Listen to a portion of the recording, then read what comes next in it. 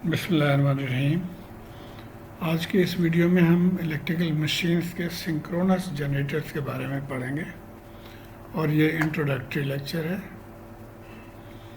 एक स्टूडेंट के फरमाइश पे ये मैं बना रहा हूँ। तो आइए हम सिंक्रोनस जनरेटर के बारे में ब्रीफली समझते हैं। ये देखिए, दो इसके एलिमेंट्स हैं। एक इसको आउटर पोर्शन को स्टेटर कहते हैं। स्टेटर का मतलब ये स्टैटिक है और ये रोटर है। रोटर का मतलब ये रोटेटिंग आइटम है। अब इसमें जो रोटर वाइंडिंग है, इसमें DC current is applied to the rotor winding producing a rotor magnetic field. तो जब यहाँ पे हम करंट डीसी करंट अप्लाई करते हैं तो ये मैग्नेट बन जाता है और इसके वजह से मैग्नेटिक फील्ड प्रोड्यूस हो जाता है इसके इर्द गिर्द।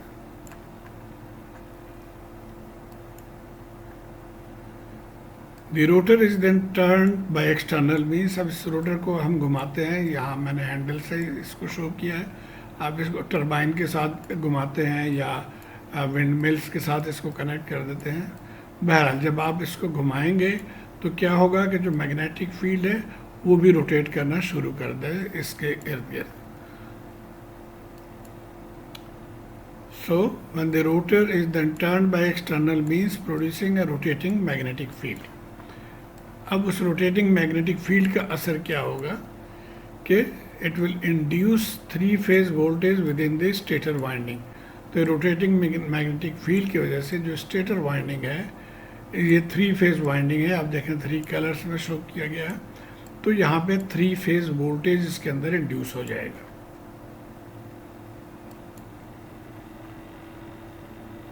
और ये कह रहे हैं कि फील्ड वाइंडिंग या rotor winding are the winding producing the main magnetic field. तो इसकी वजह से मेन मैग्नेटिक फील्ड यहाँ पे प्रोड्यूस होता है और जो स्टेटर वाइंडिंग है उसमें वोल्टेज इंड्यूस हो जाता है। द आर्मेचर वाइंडिंग, जिसको स्टेटर वाइंडिंग में कहते हैं, are the windings where the main voltage is induced. अभी एक चीज़ आपने यहाँ जहन में रखना है, हम अभी तक जो पढ़ते आए हैं डीसी में, चूँकि अंदर जो रोटेटिंग पार्ट है रोटर, उसको आर्मेचर कहा जाता है। तो ये ज़रूरी नहीं है कि आर्मेचर सिर्फ रोटेटिंग पार्ट में। अब यहाँ देखें जो स्टेटर वाइंडिंग है उसको आर्मेचर वाइंडिंग कह रहे हैं। तो बेहतर ये है कि हम इसको रोटर वाइंडिंग और स्टेटर वाइंडिंग जहन में रखें। रोटर वाइंडिंग पे फील्ड है और स्टेटर वाइंडिंग पे इसको आर्मेचर वाइंडिंग है। अब इस चीज़ को आप प्रैक्टिकली देखें तो ये स्टेटर है और ये रोटर है और हम अपने डायग्राम में इसको स्टेटर को हमने इस तरह से शो किया है और ये रोटर को इस तरह से शो किया है। तो आप इसको आपस में लिंक कर सकते हैं।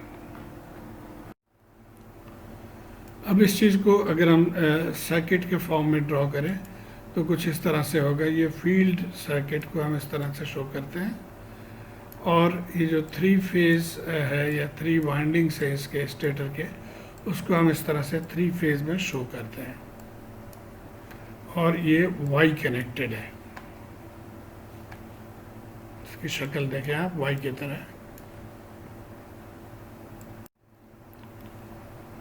अब इसको एक और तरह से भी रिप्रेजेंट किया जा सकता है कि एक्चुअली ये देखें, ये हर फेज को हम अलग-अलग शो कर सकते हैं कि जैसे ये इंडिपेंडेंट है, एक फेज है, ये दूसरा फेज है, ये थर्ड फेज है। चूँकि ये बैलेंस्ड है इसलिए हम इसको इस तरह से शो कर सकते हैं। और चूँकि ये सेम करंट, सेम वोल्टेज, तमाम चीज़ें सेम है, तो हम सिर्फ एक को लेके इसको डील करते हैं, सॉल्व करते हैं। यानी इसको हम सिर्फ एक फेज से रिप्रेजेंट कर सकते हैं, ये इस तरह से। और इसी को लेके आगे चलते हैं। जो इसमें से रिज़ल्ट आता है उसको फिर हम मल्टीप्लाई करके तो तीनों फेजेस के लिए हम उसके रिजल्ट को हासिल कर लेते हैं। अब आइए हम speed of rotation of a synchronous generator के बारे में पढ़ते हैं। The electrical frequency produced is locked in और सिंक्रोनाइज्ड,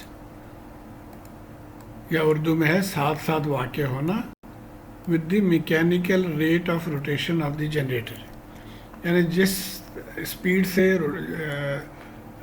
उसकी रोटेशन है उसी स्पीड से या उससे उसके मुताबिक फ्रीक्वेंसी हमें मिलेगी सर्किट में। तो आइए हम इसका फार्मूला देख लेते हैं। ये फार्मूला है, देखिए ये फ्रीक्वेंसी है, ये स्पीड है, ये नंबर ऑफ पोल्स है, और ये इसकी तफसील है कि frequency the electrical frequency of the generated EMF.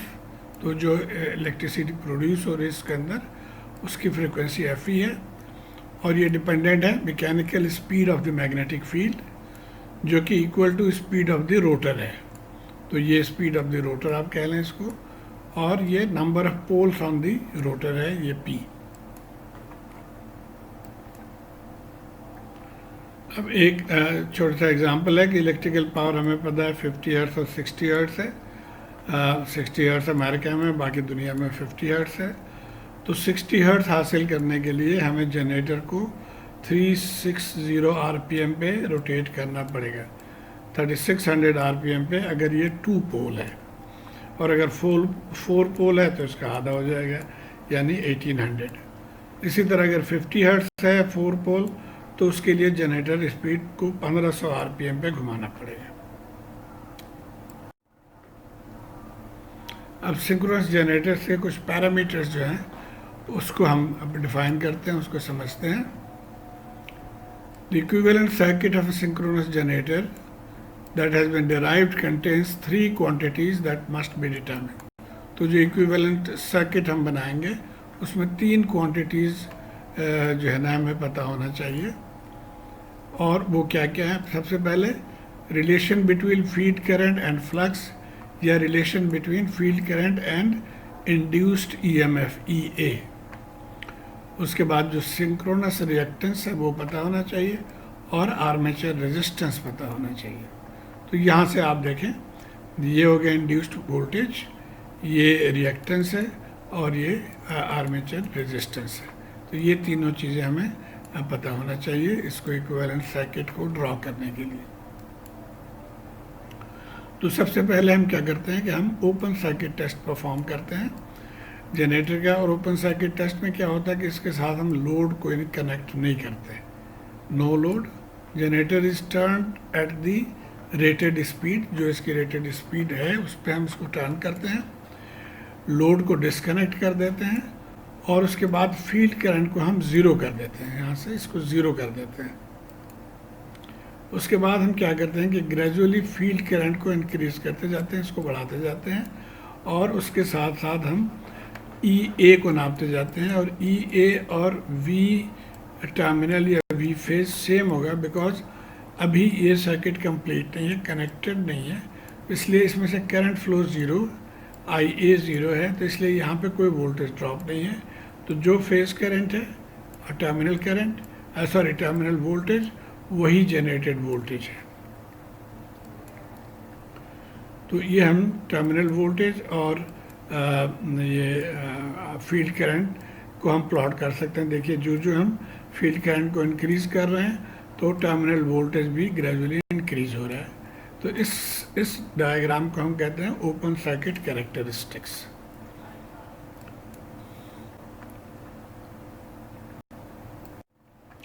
उसके बाद अगला स्टेप होता है, इसको हम शॉर्ट सर्किट कैरेक्टरिस्टिक्स मालूम करते हैं। और शॉर्ट सर्किट में हम इसको शॉर्ट कर देते हैं, बीच में एक एमीटर डाल देते हैं। और यहाँ पे भी वही प्रोसीजर है कि हम करंट, फील्ड करंट को ज़ीरो से स्टार्ट करते हैं ग्रेजुअली, और बजाय वोल्टेज के अब हम यहाँ पे करंट जो है उसको नापते हैं, ये आई ए करंट। तो ये तकरीबन स्ट्रेट लाइन हमें मिल जाता है यहाँ पे। तो आइए पढ़ते हैं। Second step is to conduct the short circuit test, adjust the field current to zero, short circuit the terminal through a set of ammeters, then measure the ammeter current और the line current I L. अभी same current है, इसको आप phase current कह लें या armature current कह लें या लाइन करंट कह लें, ये सेम है इस केस में। अब आइए एक एग्जांपल से हम इस चीज़ को समझते हैं। ये एग्जांपल ये है कि 200 kVA का जनरेटर है, हमें अभी इसके कोई यूज़ नहीं है। हाँ, इस चीज़ की ज़रूरत है कि इसके टर्मिनल वोल्टेज कितना है, 480 volt, frequency 50 hertz, Y connected है, Y connected synchronous generator with the rated field current of 5 ampere. तो फील्ड करंट जो है वो 5 एम्पेयर है। और कुछ पैरामीटर्स यहाँ पे दिए हुए हैं कि वी टी ओपन सर्किट यानी टर्मिनल वोल्टेज जो है एट द रेटेड करंट जो कि 5 एम्पेयर है, वो टर्मिनल वोल्टेज है 540 वोल्ट। उसके बाद आई एल शॉर्ट सर्किट यानी जब शॉर्ट सर्किट करंट हमने मेजर किया था तो वो है 300 एम्पेयर। और उसके बाद रेजिस्टेंस मालूम करने के लिए एक टेक्निक है कि हम यहाँ डीसी वोल्ट अप्लाई कर देते हैं। 10 वोल्ट डीसी वोल्ट अप्लाई किया गया तो उस वक्त जो करंट है वो 25 एम्पेयर ये मेजर किया गया। तो अब इन 3 पैरामीटर्स के साथ हमें मालूम क्या करना होगा, find the value of the armature resistance and synchronous reactance. ये 2 चीज़ें मालूम करनी है। तो पहले हम आर्मेचर रेजिस्टेंस मालूम कर लेंगे। ये देखिए जनरेटर वाई वाई में कनेक्टेड है। अब ये जो पार्ट दिया गया था आखिर में कि ये DC voltage 10 volt apply between 2 terminals, यानी इन दोनों टर्मिनल्स के दरम्यान में 10 वोल्ट हमने डीसी अप्लाई कर दिया।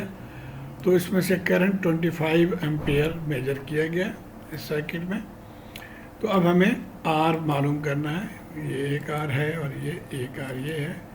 तो आप देख रहे हैं इस सर्किट में 2 आर है, तो हम ये लिख सकते हैं कि 2RA is equal to voltage divided by current, यानी voltage divided by current resistance हो गया। लेकिन यहाँ पे ये 2 रेजिस्टेंसेस हैं तो इन दोनों को 2RA। तो यहाँ से आप RA निकाल सकते हैं जो कि 0.2 ओम है। तो RA निकाल लिया। अब हमने X मालूम करना।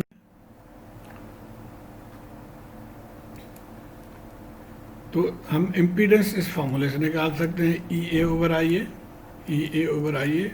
तो ये इम्पीडेंस हमें मिल जाएगा।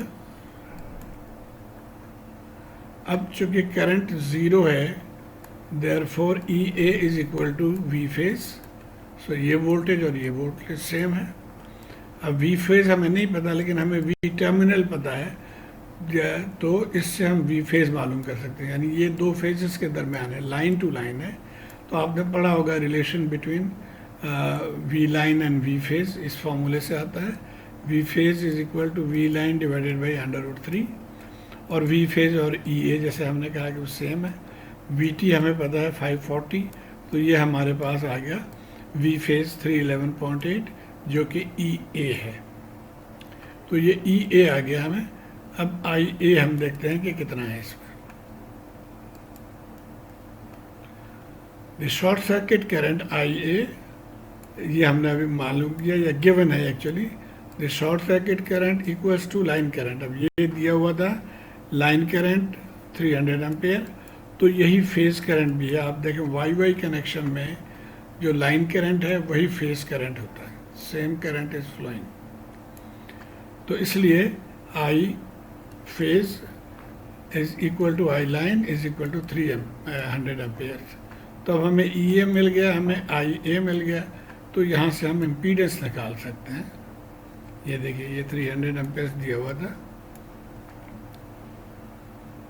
ये सवाल में दिया हुआ था ये।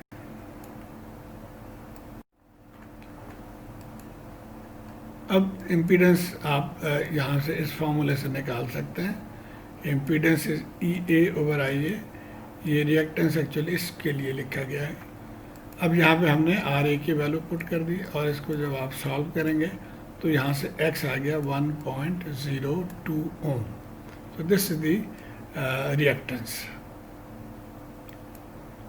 अब एक आध चीज़ें आप देखेंगे, हमारा इक्विवेलेंट सर्किट आ गया। ये वोल्टेज हमने मालूम कर लिया था 311.8, इसको 312 लिख लिया। ये हमने रेजिस्टेंस मालूम किया था 0.2 और ये आ गया हमारे पास रिएक्टेंस 1.02 ओम। तो ये हमारा पर फेज इक्विवेलेंट सर्किट आ गया। अब एक पॉइंट ऑफ नोट कि अगर आप देखें तो XS यानी reactance is greater than RA। हमारे यहाँ देखिए 1.02 है और ये 0.2 है RA।